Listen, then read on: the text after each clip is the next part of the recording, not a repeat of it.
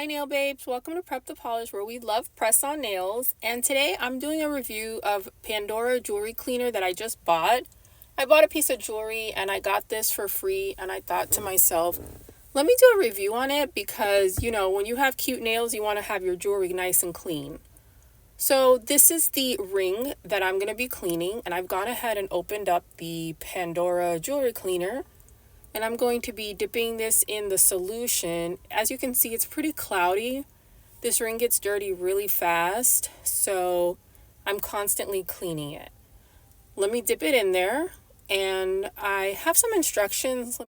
They're right here on the lid, so I'm going to pull them off, and you just got to read it, of course, before you start. And it tells you to leave it in the solution for 2 minutes, which I did.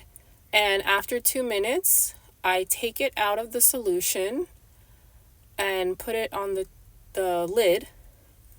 And they do equip you with this cute little brush that I'm going to use to get in the crevices of my ring.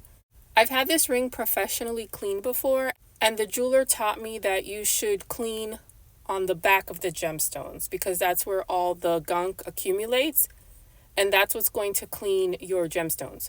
So whenever I clean my jewelry, I always clean behind the gemstones where all the cloudiness occurs, and once you get that off, you'll be able to see through the gemstone. So I'm just going to do this a couple times, and if you need to, put it back in the solution, which I did end up doing. And then when you're done, just get the cloth that they supply you with and polish it, and that's it. It's really easy. On a scale from 1 to 10, I'll probably give it like a 6 to 7, because I've had this professionally cleaned before and it looked like the ocean water. It was so clear. It was so beautiful.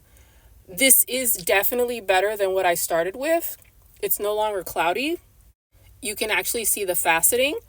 So it's definitely decent, but it's not the best jewelry cleaner I've ever had.